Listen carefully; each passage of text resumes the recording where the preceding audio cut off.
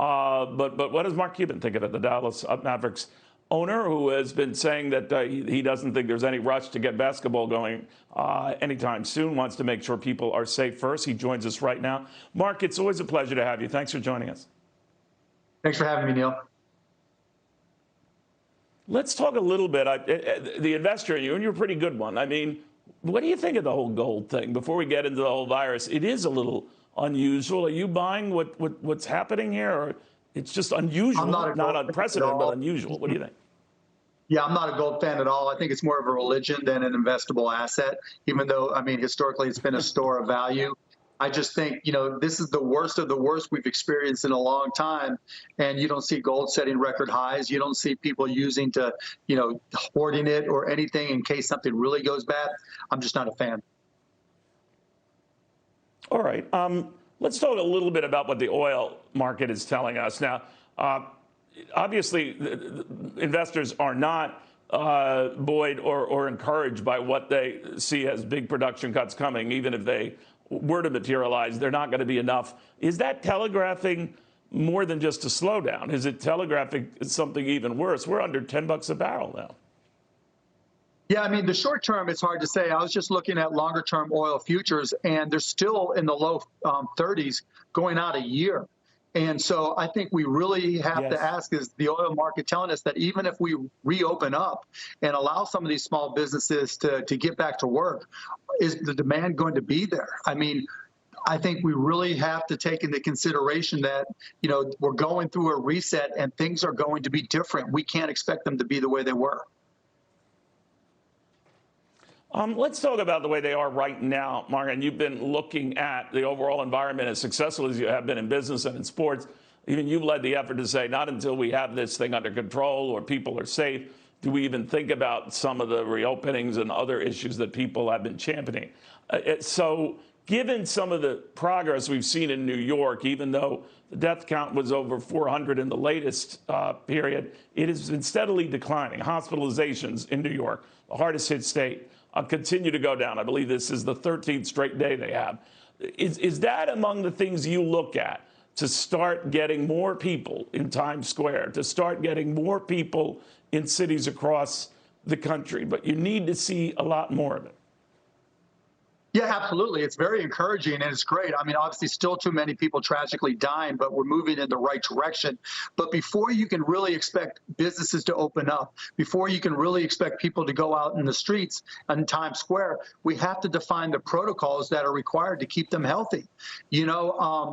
Are masks a good thing or a bad thing? What about small businesses? If you open a small, if you have a small restaurant, put aside social distancing. We all understand social distancing.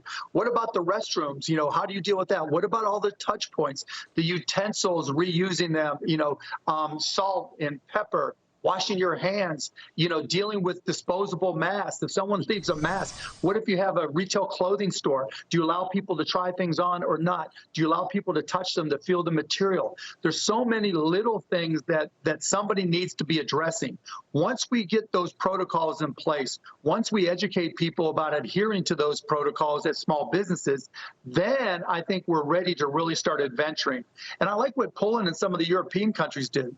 I have no problem if you're going to go to the forest, if you're going to go to a big park, where there's lots of room and easy to keep distance, that's fine. And we're already starting to see some of that, at least in Texas already. But when it comes to shopping, when it comes to getting out and going to retail touch points, we really have to be careful and really think through. And I don't think we've done that yet. You had mentioned not too long ago that you don't want the NBA to rush its return. And I get that. I see that. But if sports were to resume, I guess beginning with baseball, they talked about doing it largely in empty stadiums. Anthony Fauci has said that the only way he could even countenance a lot of these sports going back is if they are doing it in empty stadiums and the like. How realistic is that, regardless of the sport? Very. I mean, I think it's exactly what's going to happen because we can take care of the health issues. And plus, remember, for all professional sports, even collegiate sports, television is a big component of our revenue stream. And so I think, it makes a lot of sense. And then for the reasons we've talked about before, Neil, we need sports. And I think even though you may not be able to go to the arena stadium to watch the game, just being able to, or to experience it in person, just being able to watch it on television will be a huge step forward to some level of normalcy for the entire country. Do you think there's a disconnect, Mark, between a lot of the business types and all those? We want to get back to business, we want to get back to work. Well, the protests in states where there have been crackdowns, a lot of people have just gone too far. There are a couple of different polls out, but what they have in common is this notion that most Americans are still anxious about COVID-19 itself. 6 out of 10 saying they would feel uncomfortable rushing this right now. So that doesn't jibe with a similar rush among now about a dozen states to quasi-return, not to business as usual, but to more business. Are we missing something? How do you look at it? Yeah, I mean, I call it the child test. Would you let your child go out to any one of these venues or stores? Right now, I wouldn't. And they're cooped up and mad at me because of it. But that's the reality. And again, we haven't set in stone public health protocols. How do we want businesses that want to open back up? What do we expect from them? I use the example, we're trying to push forward masks. Somebody goes into a restaurant and forces social distancing, but they sneeze in their mask.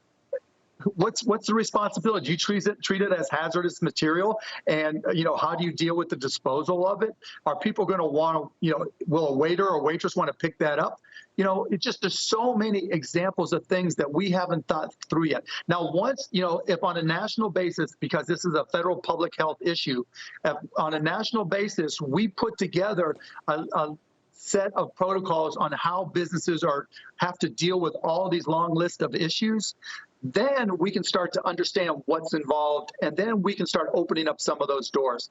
Because otherwise, to the 60% point, there's nothing that's going to give us confidence that when we walk into a store that things are okay. I mean, look at grocery stores. When I go to the grocery store, there's one in, one out, one out, one in, right? There's walking a line. There's people there watching over you to make sure you keep your distance. There's people there watching over the touch points to make sure that things are safe. And they've kind of evolved to those points, and we've started to trust grocery stores and some other smaller essential businesses.